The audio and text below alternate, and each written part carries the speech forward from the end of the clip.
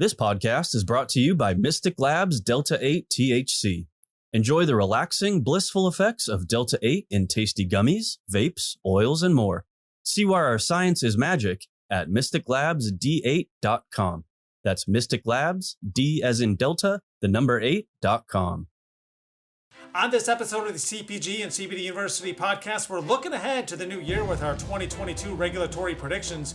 What does the new year have in store for the hemp industry? The regulatory crystal ball is back on this episode of the CPG and CBD University podcast, and it starts right now.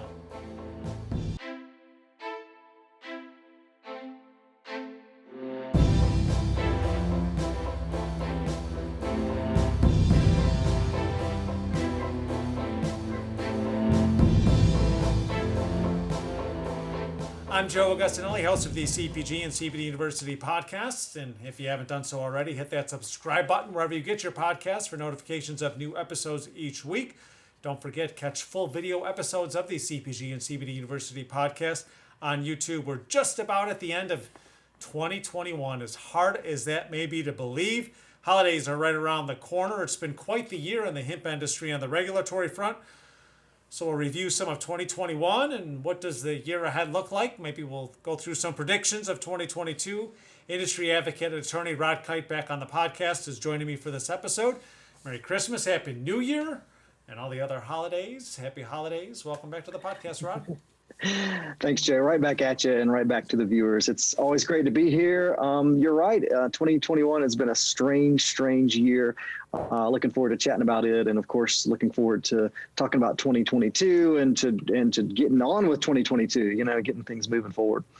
So let's just go ahead. We'll jump right into 2022 to start. Then we'll talk about what happened in the past year. But something we've been talking about, seems like deja vu every year, is 2022 finally the year the FDA has something?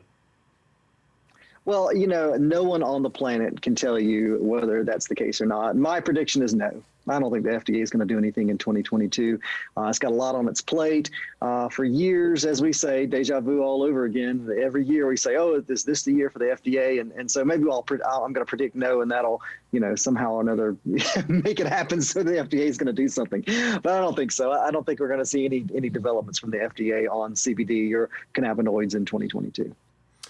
And it's an interesting point you bring up with cannabinoids, because a year ago we touched on Delta-8 and other cannabinoids in the predictions episode, but it seems that segment exploded in 2021 far more than any thought.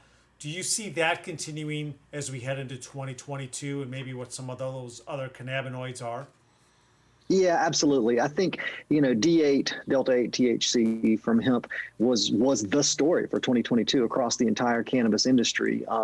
And I think we're going to continue to see that play out in 2022 with some unique twists. I remember talking with you about this time last year, and D8 was beginning to sort of, take the market a little bit, but no one knew where it was going, and it exploded. And now we have an incredible market. I had a client just earlier today was texting me about opening some new stores, and he has a lot of CBD shops throughout the Southeast. And he said, I'll open another shop that sells Delta-8. It'll pay for itself in no time. He said everyone loves it. It's what people are going for.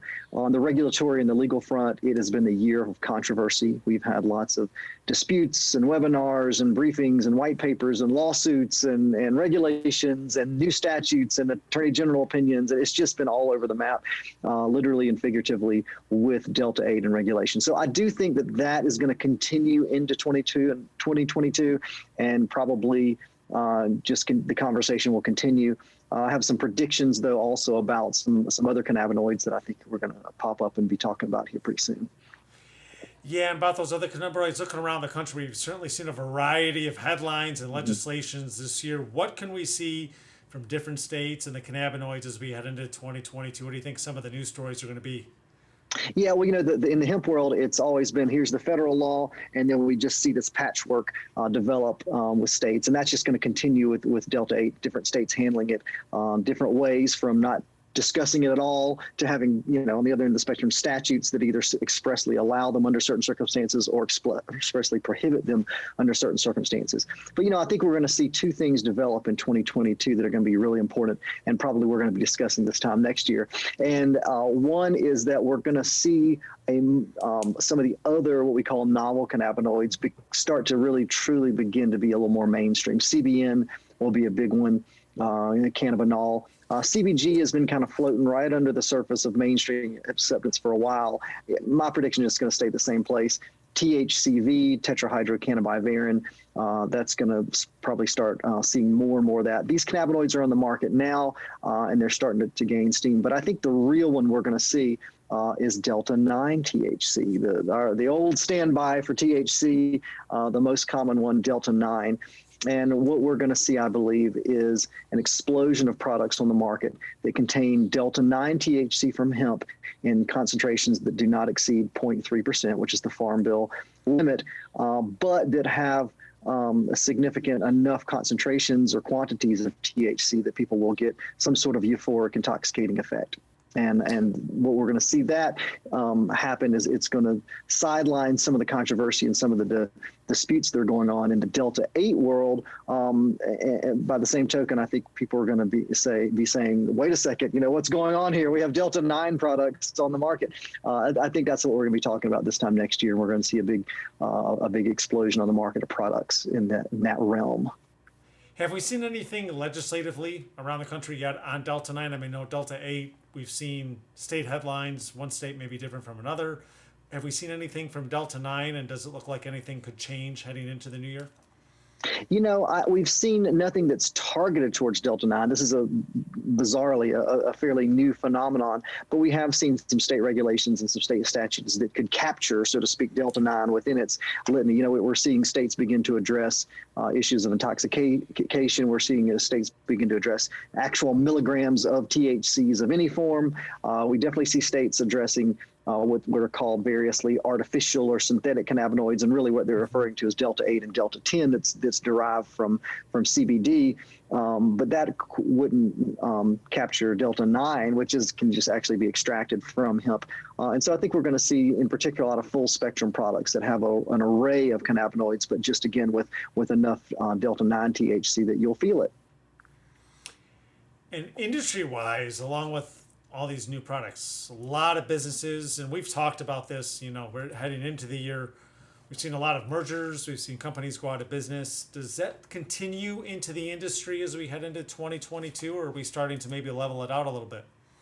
No, I think we're going to continue to see that. In fact, I think it's going to ramp up some. And it's two things. The industry is beginning to mature, and this is the natural progression of an industry that does mature. As you see some consolidation, you see mergers, acquisitions, you see some that are making it and moving forward. You see some that aren't making it. And then you sort of layer on top of that COVID and how it really pulled the rug out from a lot of companies that were just beginning to get their legs, so to speak, and haven't been able to make it. But maybe they've got some assets, some branding, or some equipment, or connections, or certain unique products that can go to market, but maybe not under their own flagship. And so maybe they merge with another company, or their assets are purchased. So yeah, to answer your question, I think we're definitely going to see a lot more in the way of consolidation in the industry.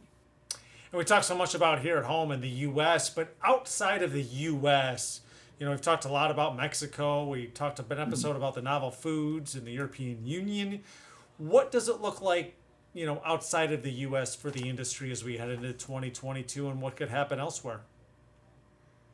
Oh, well, that's the other big prediction, is we're going to see a lot of action outside the U.S. Probably not a whole lot of action in the U.S. in terms of broad-scale legislative changes, but the international community is really coming up to speed. So, and you have this unique phenomenon. Well, you'll have a large country, say Germany, has been talking about legalization, is likely to legalize in 2022. Mexico is likely to legalize in 2022. Between those two countries alone, you've got over 200 million people. In the meantime, you might see some countries kind of pop up out of nowhere. Malta just legalized, became the first country in the European Union to legalize cannabis broadly. So we also may see some of that, see some smaller countries that can be a little more nimble, that see that the dollars are there, see that their population wants them, and bam, pop online. So I think the international is going to be big news in 2022. So to talk about the big news of 2022, let's wrap up 2021. Biggest news of 2021 in your mind that really stole the headlines? D8. It's just hard to argue that it was anything else. Delta-8 THC was the news, not only in the hemp world, but in the cannabis world at large for 2021. And a year from now, we talked a little bit about this in regards to your answers, but a year from now, biggest story we'll be looking back on at 2022 and heading into 2023. What do you think? Harder to predict, but I will say either the Mexican market actually opens up in a big way, and or Delta-9 hemp products are gonna explode on the marketplace and cause a big stir, controversy, a lot of marketing and everything else. Well, Rod, always a great episode to take a look back at the year, and then obviously at the year ahead. A lot for folks to keep in mind, and of course you've contributed to the podcast throughout the year, so as always we thank you for appearing on the podcast this year, and we look forward to having you back in 2022 and beyond. Well, I hope to be back. It's nice talking with you, Joe, as always.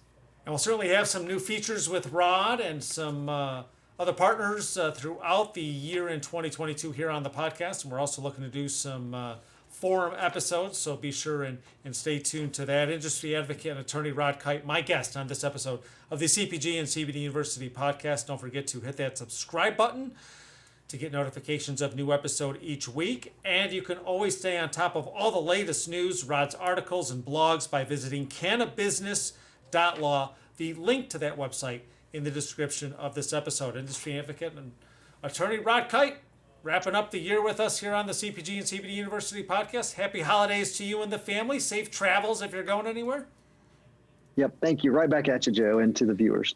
And we look forward to having all of these predictions come true in 2022, and then we can get back at the end of the year again and let everybody know. Do it all over again, right? On the FDA. Exactly. That's the prediction, right? There you go. Rod Kight, thanks again for joining me. And I'm Joe Augustinelli, host of the CPG and CBD University podcast. Thank you for tuning in. And from all of us here at Global Widget, we wish you and your family a healthy and happy holiday season. These statements have not been evaluated by the Food and Drug Administration. CBD products are not intended to treat, cure, or prevent any disease or condition. Always consult your personal physician about CBD and using CBD products. CBD should never be used by anyone under the age of 18. This podcast is not intended to provide legal advice regarding the legal status of CBD and CBD products.